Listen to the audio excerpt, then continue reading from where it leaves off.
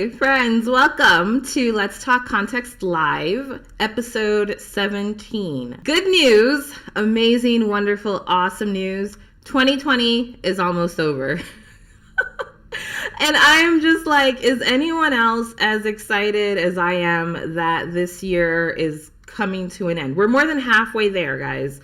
Like, June has ended, we're in July, and we just need to hold out a little bit longer in this horrible year that has been plagued with so many things will come to an end. I'm saying all of this in jest, but it just feels like 2020 has just been a year filled with so much distress and turmoil that I'm just like, yes, it's almost over. So just a reminder, subscribe to the channel if you want to learn, hear everyday English, business English, academic English, idioms, phrasal verbs, expressions, listen to real conversations. So go ahead and hit the subscribe button, turn your notifications on, and yeah, you'll be able to hear some really good English, get some great content. We're going to go ahead and get started with Around the World. Now, last week I had mentioned how there was a possibility that immigration, U.S. immigration, would begin deporting international students who come here, who are here to study at colleges and universities once those universities and those schools go completely online for this upcoming semester. Now, great news, Harvard and MIT, they basically filed a lawsuit against the U.S. government for doing that. And that will not be the case for this fall semester. International students who are studying, who are on F1 visas or M1 visas, they will not be deported if their schools decide to go completely online for this upcoming semester. And I mean, it's the right decision because it's not like these students planned a global pandemic to happen. So you can't fault them. You can't blame them and say, oh, we're going to deport you because you're not studying full time in the classroom. That just doesn't make sense. So great news. That was the follow-up for that. For today's news, I was reading on BBC, and specifically in Canada, in Toronto, there's a bookstore. And, you know, with the pandemic still hitting us really hard across the globe, going to certain places is not recommended, specifically places where there are people who are touching things. Clothing stores, bookstores, those types of places.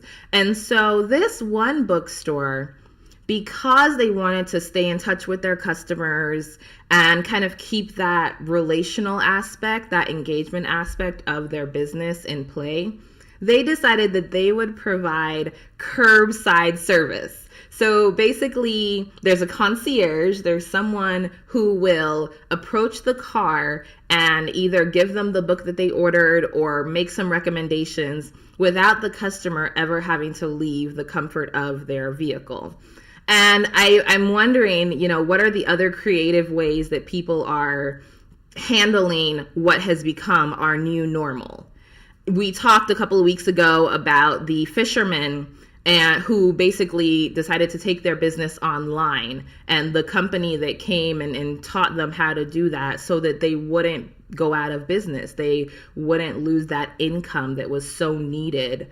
I can't remember what country it was in. I think it was in Malaysia, but I'm not sure. It was several weeks ago that we talked about that and how profits actually increased once they decided to do the whole e-commerce thing. I think it's good that people are being creative because this virus isn't going anywhere. We still don't have a vaccine. And so we can't realistically shut the world down at this point. I think probably back in like February, March, if we had done like a global shutdown, that would have been feasible. That would have been like an actual thing that possibly could have happened if all the countries were on one accord. But since we're in July and that's not something that can be done, then it's really cool that these businesses are finding ways to still engage with their customers, still provide the service or the product without risking people's lives. Well, our word of the day today for the contest, those of you who are watching the live for the first time, we have a Speak Right Play word of the day contest. And basically there will be two winners of an Amazon gift card, a $25 Amazon gift card. And what you have to do is for 10 lives, write one sentence using the word of the day for each live. And if you do 10 of them, you will then be submitted. You will then be entered to win the contest. And we're going to do something really cool at the end of September, when after we've kind of compiled all the sentences and we have an idea of who the potential winners will be, who the participants are. I have some friends I'm going to bring along who will assist with that whole judging process. But so basically all you have to do, listen to the word of the day. Do not rely on any outside resources. So no Google, no friends, just this live, what I'm about to explain to you, and your brain. Write a sentence using the word of the day. And if your sentence uses the word correctly, it'll count. You know, if there are little typos, if there's like the wrong punctuation in there, I'm not going to be too strict. The focus is more that you are learning these terms and you're applying them and adding them to your lexicon. So today's word of the day is retraction, which is a noun. And it's basically the act or the process of taking back or withdrawing something. You'll often hear this in when you're talking about like journalism with newspapers. You'll hear that the newspaper had to print a retraction because maybe they said something or there was an article published that made a claim that wasn't substantiated, that wasn't backed up, that wasn't supported. And with newspapers in particular, they have to be careful because they can get sued. The editors can get sued, the company can get sued. And so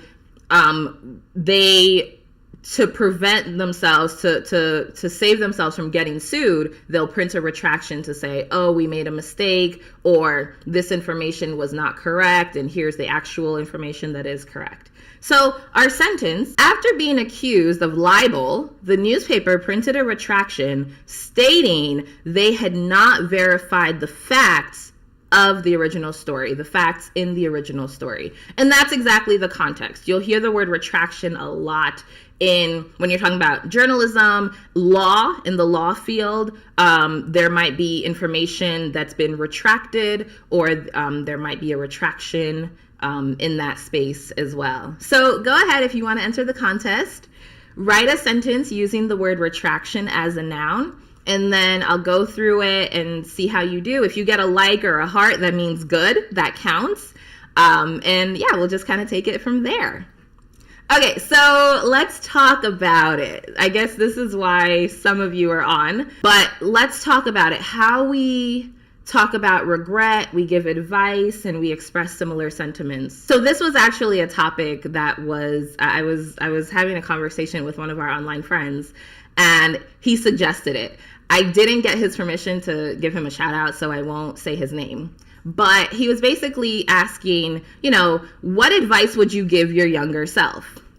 And when we talk about our hopes, our desires, when we express wishes, then we are talking about, we're using the conditional tense.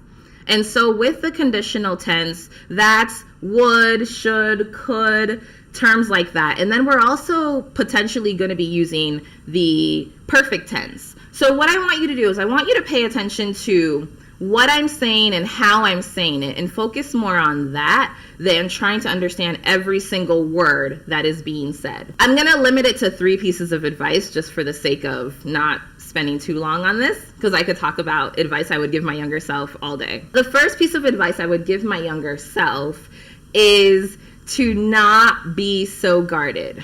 And I would say that when you're guarded, you protect yourself, especially your emotions. You try not to be very vulnerable in front of people.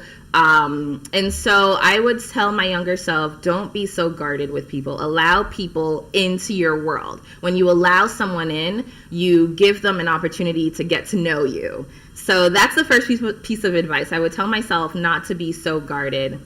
I would tell myself to enjoy a little bit more, to take in the moment sooner in life rather than later. So one of the things people don't know about me, well, some people do, I used to love photography. I still do, but I'm not as avid of a photographer as I used to be. I would say take in that moment, live in that moment. And one of the things I've had to learn is to be present, is to just exist. I used to have my camera all the time and carry it with me, taking pictures and all of that. And then I just had a period in life where it was like, you don't have to do it. Like, just exist. Just be in the moment. Don't worry about capturing it on camera or capturing it on film. And I think that's why I'm so opposed to selfies, and I don't take a lot of selfies now, because my thought has shifted. But I would tell myself, be more present and just kind of engage in what's happening in the now. And then the third piece of advice, oh my gosh, I would tell myself to kind of keep being me, not to shy away, not to be embarrassed or ashamed of those little quirks, those little things about myself that I'm like, oh, I just did that, or oh, I wish I wasn't this way because other people aren't this way and they seem to function well in life. That's I would say embrace who you are, because there are things about you, there are things about me that I absolutely love. And I've learned later on in life that other people love it too, but they don't tell me in the moment. And so I think I'm weird. And then they're like, no, that's what makes you you. Yeah, so those are the three things I would tell my younger self. So I would be curious, what three things or what one thing would you tell your younger self? What piece of advice would you give yourself? And I'm also curious if there are vocabulary words, there are terms that I've just used or phrases that you're not familiar with that you would like explained or discussed or elaborated on. And so if there are, definitely write it in the comments section, because I think when we're giving advice, when we're expressing regret, the structure of how we communicate that can be challenging. And like I said, don't be so focused on the would, should, could. Focus more on how the phrasing, how I phrased the things that I said. So if you want to, if you feel comfortable, definitely write it in the comments section. What one piece of advice would you give your younger self? And why? You don't have to do the why part, but I would be curious to read the why part. And if you're not comfortable writing it in a public chat, then send me a DM, so that just to kind of see your structure, to see if you understand how to express wish or regret or to give advice, just period, in English. Thank you again, friend, for that question. It was fun. I tried not to prepare it ahead of time. So if you saw me stumble a little bit, that's because I wasn't 100% sure what I was going to say, and those three things just kind of came out. All right, well, that's it for today. Be sure to subscribe, turn on your notifications, follow us on Instagram, Facebook, Twitter, at Speak Right Play, Speak Right Play English, Patreon, at Speak Right Play. And exciting news, we have a new team member, and I adore her. She's wonderful. So we're growing. Awesome. I'll see you all later. Bye.